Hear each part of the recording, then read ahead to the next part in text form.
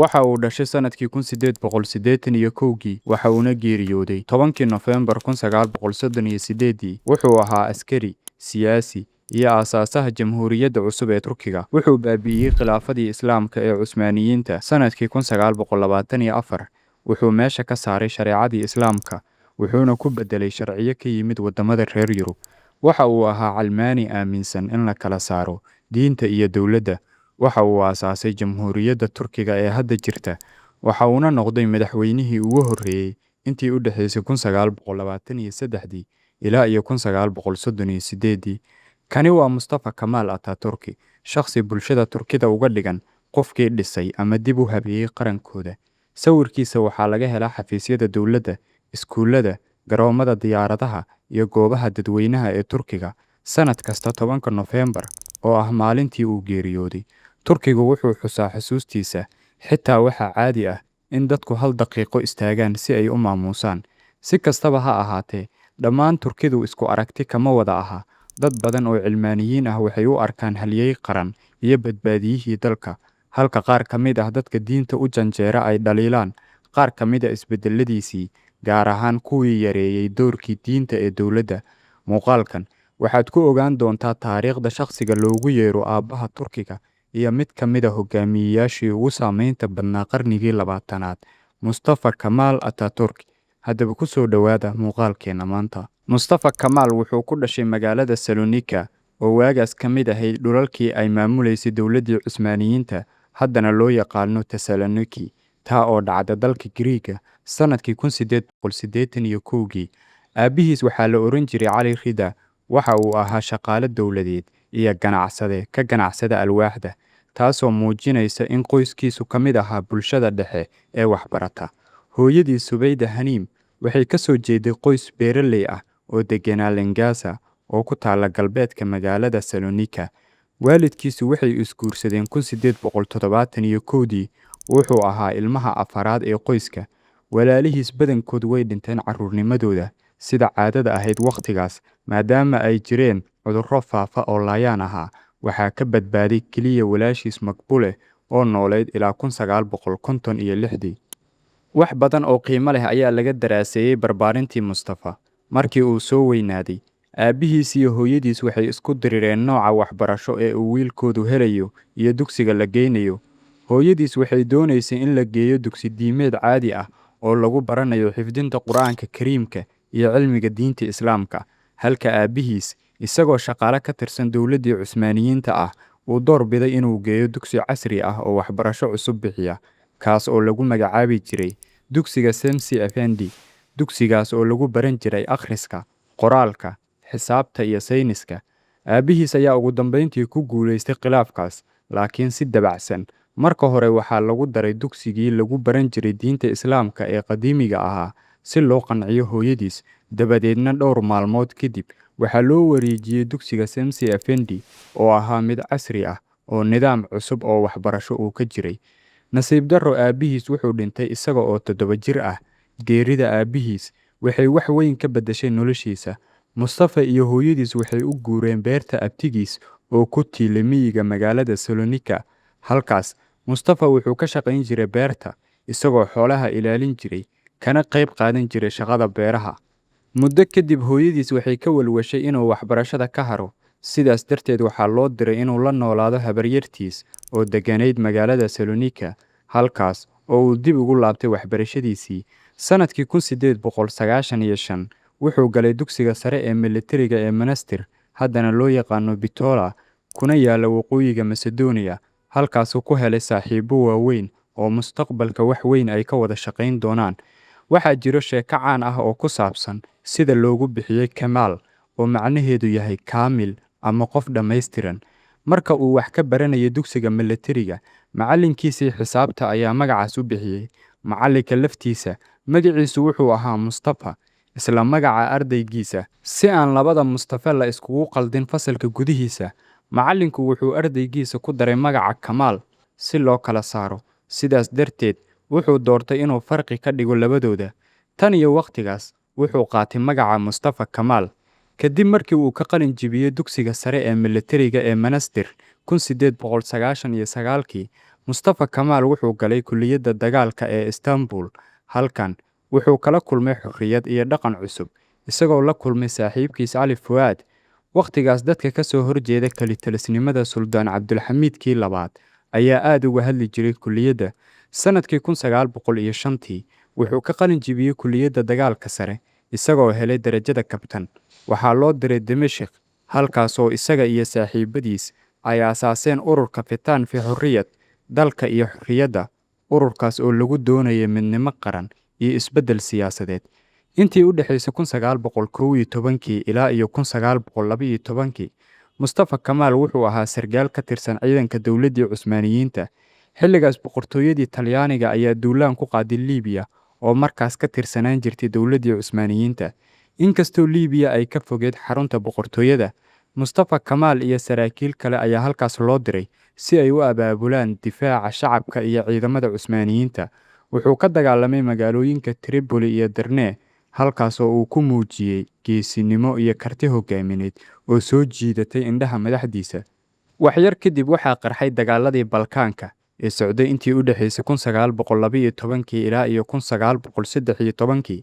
Dagaaladan waxay u dhaxeeyeen dowladdii Cusmaaniyiinta iyo isbahaysi ay samaysteen dalalkii Balkaanka sida Serbiya, Bulgaria, Giriiga iyo Montenegro. Ujeeddada isbahaysigan waxay ahayd inay ka saaraan Cusmaaniyiinta dhulalkii ay ka maamuli jireen ee ku yiilay qaaradda Yurub. Mustafa Kamal wuxuu ka qayb galay dagaaladaas isagoo u adeegaya ciidankii Cusmaaniyiinta, wuxuuna mar kale muujiyay xirfad ciidan iyo hogaamin wanaagsan. Inkastoo Cusmaaniyiintu lumiyeen dhulal badan, sumcadda Mustafa Kamal way sii korortay. Sanadkii 1913 waxaa loo magacaabay ergeyga militari ee Sofia, caasimadda Bulgaria, halkaas oo sanad kadib loogu dallacsiiyey darajada colonel. Markii uu bilowday dagaalkii koowaad ee adduunka sanadkii 1914, dowladdii Cusmaaniyiinta waxay ku biirtay xoogaggii dhexe ee ay ka mid ahaayeen Jarmalka iyo boqortooyadii Austria-Hungary. Sanadkii 1915, ciidamadii Ingiriiska, Faransiiska, Australia iyo New Zealand ayaa isku dayay inay qabsadaan marinka Dardanelles iyo jasiiradda Gallipoli si ay u gaaraan magaalada Istanbul oo ahayd caasimaddii Cusmaaniyiinta.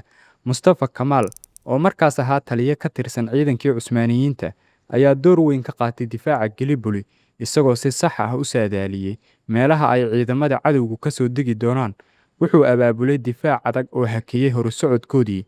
Dagaallo culus oo bilo socday kadib, ciidamadii xulafada ayaa ku guuldareystay qorshahoodii, waxaana lagu qasbay inay dib uga baxaan Gallipoli.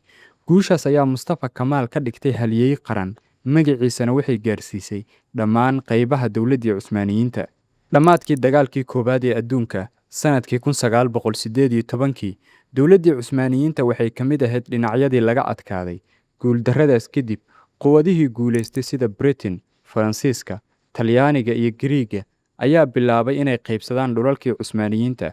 Magaalada Istanbul waxaa galay ciidamo shisheeye, halka qaybo badan oo dalka ka mid ahna la geliyey gacanta quwadahaas. Sanadkii 1920, quwadihii guulaystay waxay soo saareen heshiiskii Sevres, kaas oo si weyn u kala qaybinayay dhulka Turkiga. Dad badan oo Turki ah waxay u arkayeen heshiiskaas mid meesha ka saaraya jiritaanka dalkooda. Xaaladdaas adag dhexdeeda, Mustafa Kamal wuxuu bilaabay dhaqdhaqaaq qaran oo lagu difaacayo madax-bannaanida Turkiga. Mustafa Kamal wuxuu ka tegay Istanbul oo markaas ku jirtay gacanta ciidamada shisheeye, wuxuuna u guuray Ankara oo ku taalay bartamaha dalka. Halkaas ayuu ka dhisay xarun cusub oo siyaasadeed iyo mid ciidan, isaga oo abaabulay dhaqdhaqaaqii loo yaqiinay dagaalkii xorriyadda Turkiga. Ujeeddadiisu waxay ahayd in laga hortago kala qaybsanaanta dalka, isla markaana laga saaro ciidamada shisheeye. Dagaalkaas intii uu socday, ciidamada Turkiga waxay la dagaalamayeen xoogag kala duwan, balse dagaaladii ugu adkaa waxay la galeen ciidamadii Giriiga. Giriigu wuxuu taageero ka helayay qaar ka mid ah quwadihii guulaystay, wuxuuna qabsaday qaybo ka mid ah galbeedka Turkiga, isagoo doonayay inuu ballaariyo dhulkiisa. Mid ka mid ah dagaaladii ugu muhiimsanaa wuxuu ahaa dagaalkii Sakarya oo socday intii u dhaxaysay 23 Agoosto ilaa 13 Sebteembar 1921. Dagaalkan ayaa ka dhacay meel u dhow Ankara, wuxuuna noqday dagaalkii go'aamiyey mustaqbalka Turkiga. Ciidamada Giriiga ayaa isku dayay inay gaaraan Ankara si ay u burburiyaan dhaqdhaqaaqii Mustafa Kamal, balse ciidamada Turkiga ayaa si adag uga hortagay. Muddo ku dhow 3 toddobaad oo dagaal culus uu socday kadib, ciidamada Giriigga ayaa lagu qasbay inay dib u gurtaan.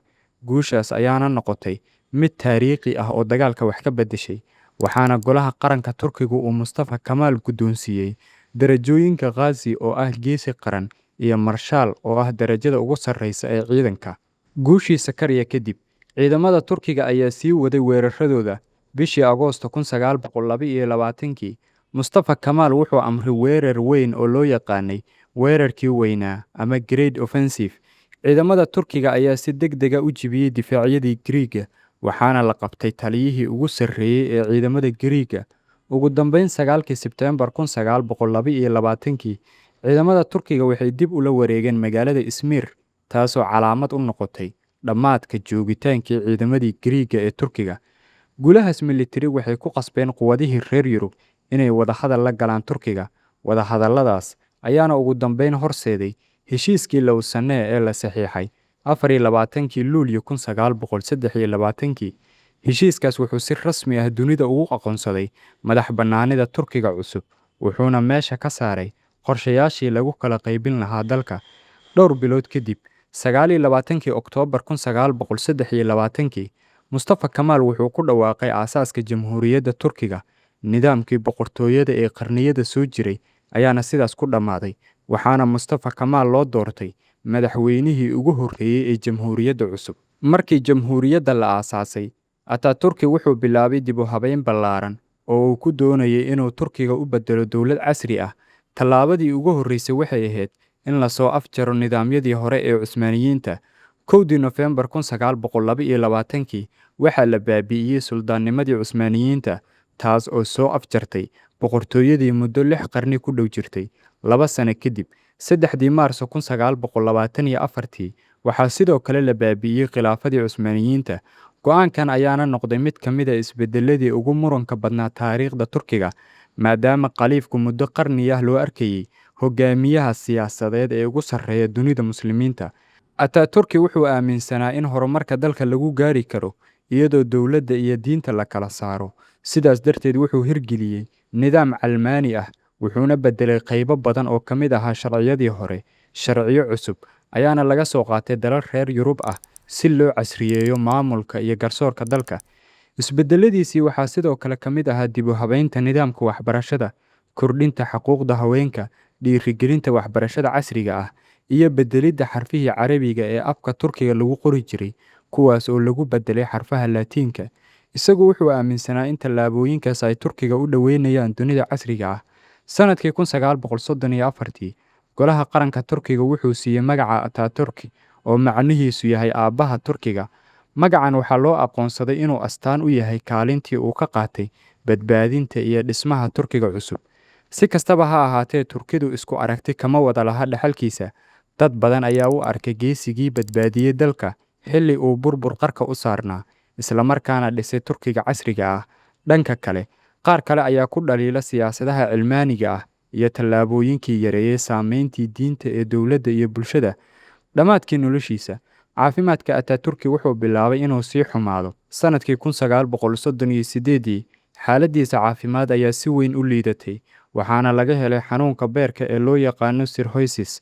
Inkastoo la daweeyey, marba marka ka dambeysa caafimaadkiisu wuu sii daciifayay, wuxuuna waqti badan ku qaatay markabkii madaxtinimada ee Safarona iyo qasrigii Dolmabahce ee Istanbul. Ugu dambeyn, 10kii Noofembar 1938, saacaddu markay ahayd 9:05 oo subaxnimo, Mustafa Kemal Atatürk wuxuu ku geeriyooday magaalada Istanbul isagoo 57 sano jir ah. Geeridiisu waxay murugo weyn ku reebtay Turkiga. Ilaa maanta, sanad kasta marka ay saacaddu gaarto 9:05 oo subaxnimo, 10 Noofembar, dadka Turkiga badankoodu waxay 1 daqiiqo u istaagaan xus iyo ixtiraam, iyagoo xusuusanaya ninkii door weyn ka qaatay dhalashada jamhuuriyadda cusub ee Turkiga. Waxaana halkaas ku eg taariikhda madaxweynihii ugu horreeyay ee Turkiga casriga ah, Mustafa Kemal Atatürk.